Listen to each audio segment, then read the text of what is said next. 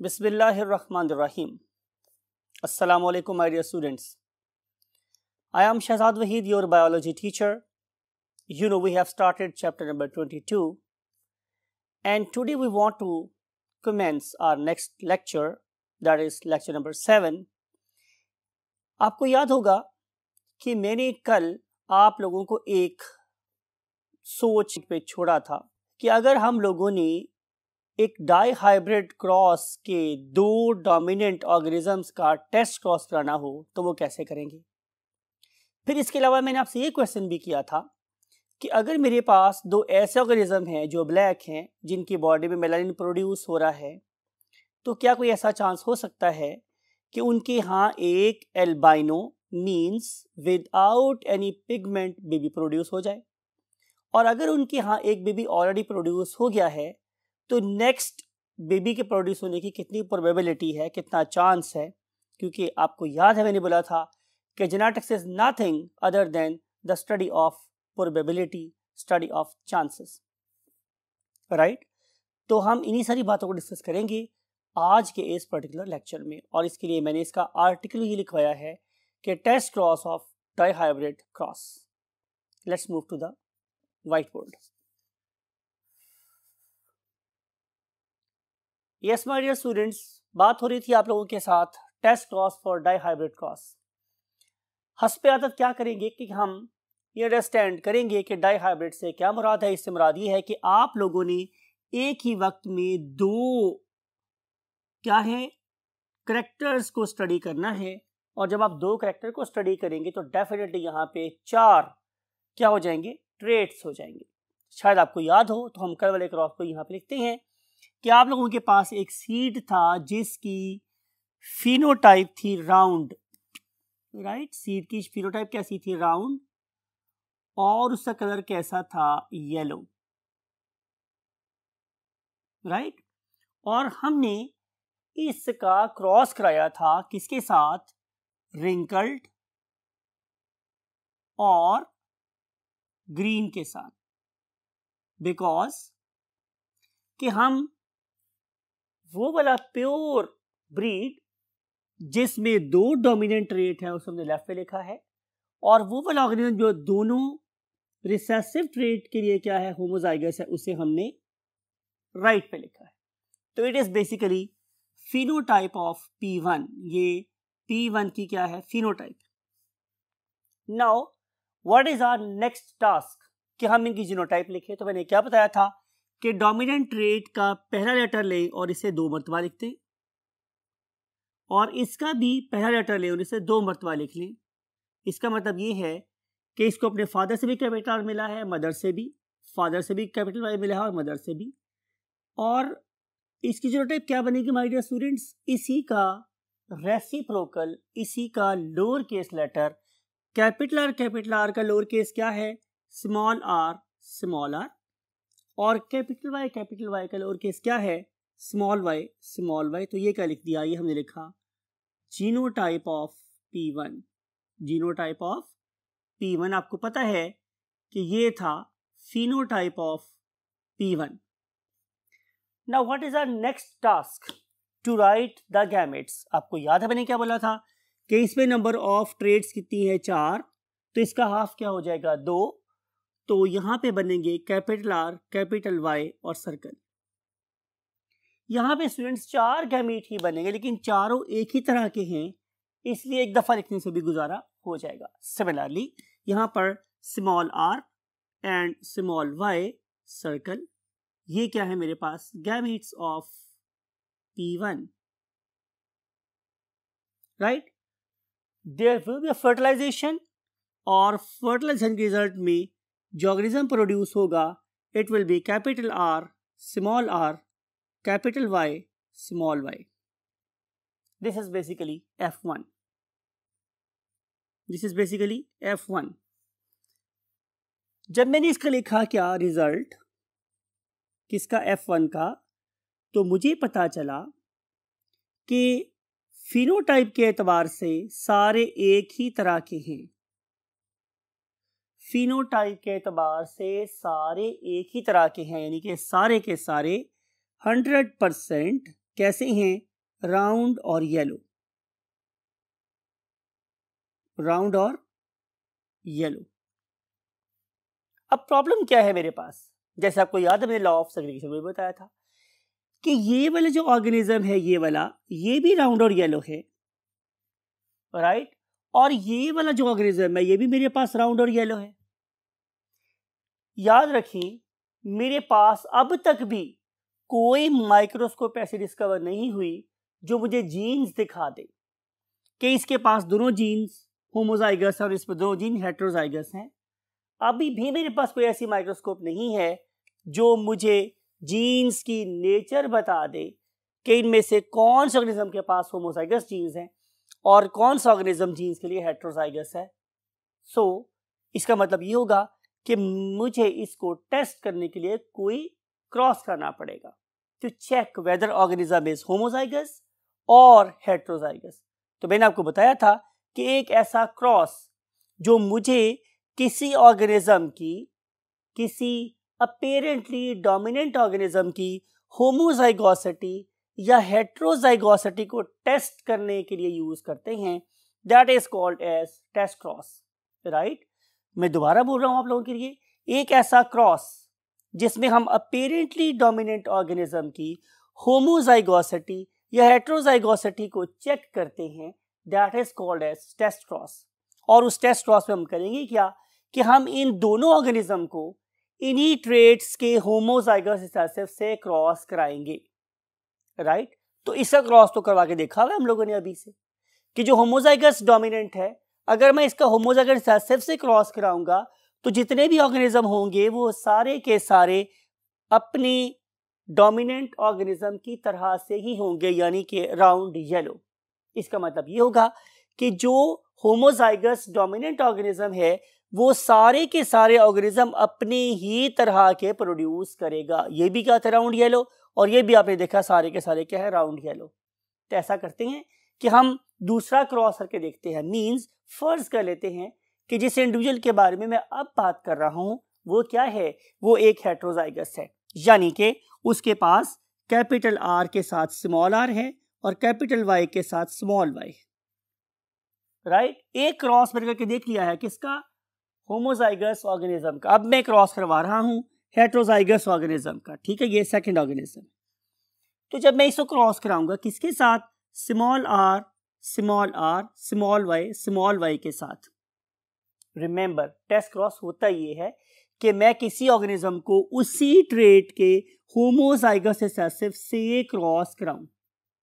तो you no इसके gametes सारे की तरह के बनेंगे, इससे गैमेट्स कहलाएंगे small R small Y circle, बिल्कुल इसकी तरह से बनेंगे। इससे गैमेट्स 4, लेकिन चारों एक ही तरह के होंगे, तो एक ही दफा लिखने से गुजारा हो सकता है, वाई टू वेस्ट टाइम।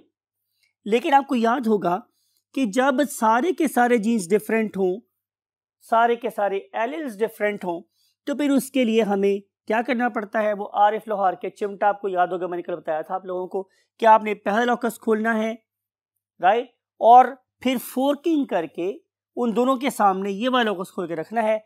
दोबारा को याद करवाता हूं कि कैपिटल आर स्मॉल आर था और आपने इसके आगे भी फोर्किंग करके सेकेंड लॉकस लगा दिया और इसके आगे भी आपने फोर्किंग करके क्या किया, दूसरा लॉकस लगा दिया। और अगर ये इससे मिलेगा तो गैमेट बनेगा capital R capital Y circle, और यहां बनेगा capital R small Y circle, यहां बनेगा small R capital Y circle, और यहां बनेगा small R small Y circle. You got the point. इसका मतलब ये होगा कि इस तरफ 4 गैमेट्स बनेंगे। This particular parent will make 4 different types of gametes, capital R capital Y circle, capital R small Y circle, small R capital Y circle and small R small Y circle, right. अगर यहां देखें तो gamete एक ही है, इसका मतलब है कि 4 डिफरेंट टाइप्स के गैमेट्स इस एक टाइप के गैमेट को फर्टिलाइज कर सकते हैं। तो हमारे पास 4 डिफरेंट प्रोजेनी ही बन सकती है, capital R small R capital Y small Y. लिख रहे हैं capital R small R capital Y small Y, ये पहला। अगर ये वाला गैमीट इसको फर्टिलाइज करेगा, तो ये पॉसिबिलिटी है। Second one is capital R, capital R small R, small Y small Y. Answer is small Y small Y. अगर मैं इसकी बात करूंगा तो small R small R small R small R, capital Y small Y, लिख रहे हैं capital Y small Y. And what is the last? Small R small R small Y small Y, लिख रहे हैं small R small R small Y small Y. Right, अगर आप लिखते हैं इसकी फिनोटाइप तो ये बनेगी राउंड येलो। क्या बनेगी स्टूडेंट्स? राउंड और येलो। आपको लॉजिक पता है, इसमें कैपिटल आर है और कैपिटल वाई है, because capital R is dominate over small R and capital Y is dominate over small Y. तो ना स्मॉल आर शो होगा और ना ही स्मॉल वाई शो होगा, तो ऑर्गेनिज्म होगा राउंड येलो। इसकी बात करेंगे तो यू नो कि इसकी वजह से राउंड, चूंकि ये दोनों स्मॉल वाई हैं तो दोनों स्मॉल वाई किसके लिए इस्तेमाल हुए थे? ग्रीन के लिए। तो हम लिखेंगे कि they are basically round and green, round and green. अगर मैं इसकी बात करूंगा तो you know small R it is meant for wrinkled, small R meant for wrinkled, तो आप लिखेंगे यहाँ पे रिंकल्ड। और चूंकि अगले वाले लॉकस पे कैपिटल वाई प्रेजेंट है तो फिर ये क्या होगा? Excellent yellow. ये क्या बनेगा मेरे पास? येलो। राइट, और इस वाले केस में क्या होगा? यू नो पढ़े लिखे बच्चे हैं, it is wrinkled and green.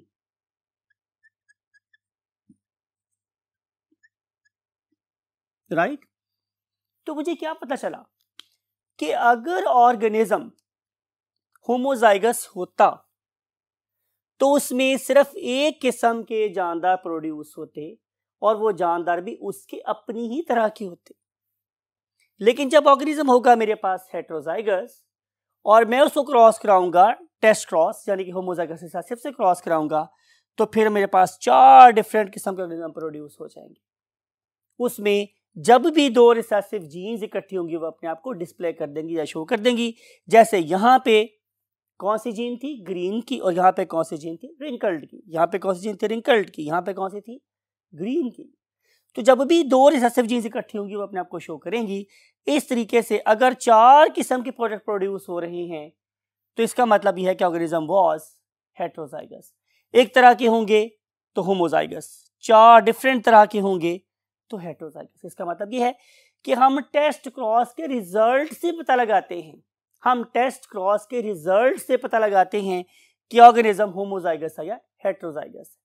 Test cross हमेशा करते हैं 2 अपेरेंटली डोमिनेंट ऑर्गेनिज्म का किसके साथ? उसी ट्रेट के होमोजाइगस रिसेसिव से रिजल्ट आता है तो पता चलता है कि ऑर्गेनिज्म होमोजाइगस था या हेटेरोजाइगस था। So that's it. इसको फर्दर डिटेल में डिस्कस नहीं करने वाले हैं और हम मूव करते हैं आज की प्रॉब्लम नंबर 2 के साथ। For this purpose we have to go to the next part of the word. Yes my dear students, बात हो रही थी आप लोगों के साथ कि आप लोगों की स्किन में एक पिगमेंट होता है। There is a pigment in your skin and that very pigment is basically melanin. क्या नाम है उस पिगमेंट का स्टूडेंट्स? जाके लिख रहा हूं ब्लैक से ताकि आपको याद रहे कि ये ब्लैक पिगमेंट होता है, मेलानिन। बीइंग माय स्टूडेंट्स, आपको ये बात पता है कि मेलानिन बहुत काम की चीज है। बीइंग माय स्टूडेंट्स, आपको पता है कि मेलानिन वो ब्लैक अम्ब्रेला है जो हमारी स्किन के अंदर प्रेजेंट है और इनकी वजह से ही हम इक्वेटर के बहुत पास, इक्वेटर पे रहने के बावजूद स्किन कैंसर से बच जाते हैं। मेलानिन बहुत ही काम की चीज है। It is also present in our hairs. It is also present in iris. जिस तरह से हमारा iris different shades provide कर रहा होता है, ब्लैक होते हैं, ब्राउन होते हैं, एटसेट्रा एटसेट्रा। तो मेलानिन मेरी स्किन में है, मेरे बालों में है और मेरी आईज में है। आपने देखा है कि हम बहुत तेज रोशनी में भी अपनी आंखों को खुला रख सकते हैं। It is due to the blessing of melanin. लेकिन वो वाले ऑर्गेनिज्म जिनकी बॉडी के अंदर मेलानिन प्रोड्यूस करने की एबिलिटी होती ही नहीं, वो बिल्कुल वाइट होते हैं। और जिन ऑर्गेनिज्म के पास नो पिगमेंट, बिल्कुल भी कोई पिगमेंट नहीं होता, हम ये नाम क्या देते हैं, एल्बिनो, और बहुत लोग इसे अल्बाइनो भी बोलते हैं, राइट। एल्बिनो, चिट्टे, बाल भी सफेद, मूछें भी सफेद, दाढ़ी भी सफेद, आईब्रोज भी सफेद, आई लैशेस भी सफेद, स्किन भी सारी की सारी वाइट। और अगर आप देखें उन लोगों को चलते हुए रोशनी में तो वो ऐसे करके चल रहे होते हैं, because the natural curtain that controls the amount of light is basically your iris. तो उनकी आयरिस पे वो पिगमेंट नहीं है जो लाइट को एब्जॉर्ब करें और लाइट को फिल्टर करके ऑप्टिमम अमाउंट ऑफ लाइट को ही रेटिना तक पहुंचने दें। तो फिर वो क्या करते हैं, वो अपनी लाइट को कंट्रोल करने के लिए अपनी आंखों को चुंधिया लेते हैं, अपनी आंखों को स्क्वीज कर लेते हैं। तो बात ये हो रही है कि आप लोगों के पास दो ऐसे पेरेंट्स हैं कि जिनके पास मेलानिन है, means it is a father, ये हमारे पास एक फादर है, और जाहिर है ये हमारे पास एक उनकी ग्रेट मदर है डेफिनेटली, और they are basically producing a child that is albino, right? Question is कि अगर मेलानिन की प्रोडक्शन वाला जीन डोमिनेंट है तो ये अल्बाइनो कहाँ पे आया? इतनी स्टडी के बाद आपको पता चल चुका होगा, बिल्कुल आप सही कह रहे हैं, कि बेसिकली दे वर कैरियर और these organisms were heterozygous. For example हम लिखते हैं कि जिस ऑर्गेनिज्म के पास मेलानिन है, से वो कैपिटल एम है, तो हम लिख दें यहाँ पर कैपिटल एम। इस कैपिटल एम की वजह से इस फादर की बॉडी में मेलानिन प्रोड्यूस हो रहा है और इस मदर की बॉडी में भी मेलानिन प्रोड्यूस हो रहा है। तो अगर मेलानिन प्रोड्यूस करना कैपिटल एम जीन की वजह से है तो अल्बिनो क्या होना चाहिए, small M small M. Albino should be small M small M. तो भाई इस अल्बिनो के पास स्मॉल एम कहां से आया होगा? जाहिर है वो इन दोनों के पास हिडन फॉर्म में, छुपी हुई फॉर्म में प्रेजेंट था, तभी तो एक स्मॉल एम यहां से आ गया, राइट, और एक स्मॉल एम यहां से आया, तो ये अल्बिनो प्रोड्यूस हुआ। इट मींस कि दोनों फादर और मदर वर हेटेरोजाइगस और carrier of that particular gene. तो जब इन दो जीन्स को आपस में मिलने का मौका मिला तो ये रिसेसिव जीन्स ने अपने आप को जाहिर कर दिया।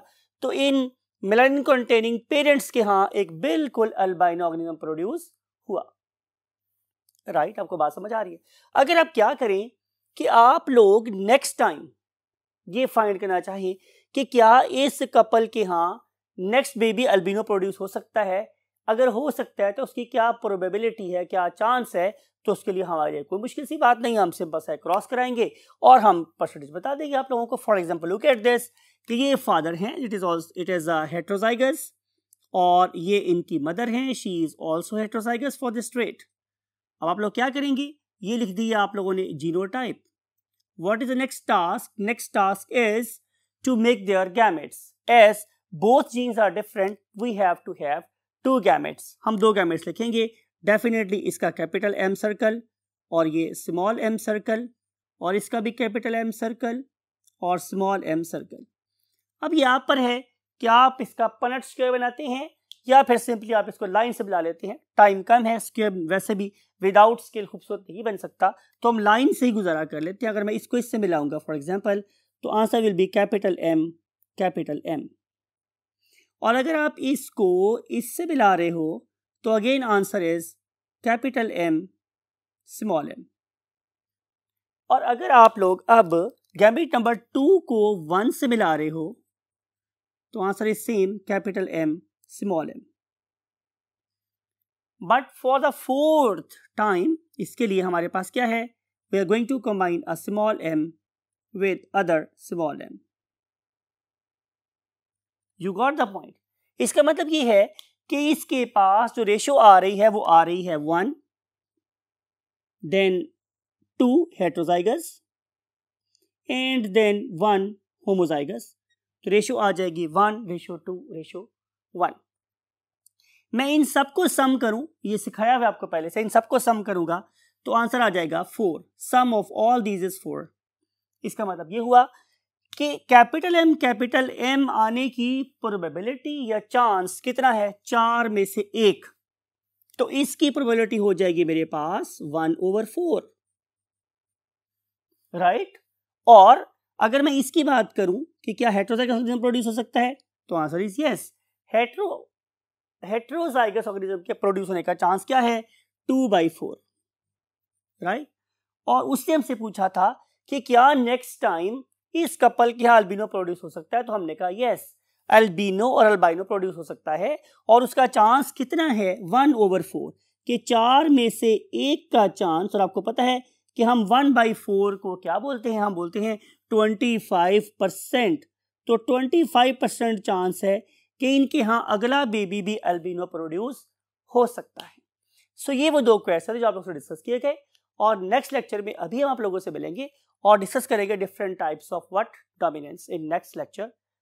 सो इसके लिए मैं चाहता हूँ आप लोगों से इजाजत, और हमेशा की तरह आप लोगों से बोलता हूँ कि आप अपने पेरेंट्स का बहुत ख्याल रखिएगा और दुआ में भी याद रखिएगा। अल्लाह हाफिज़।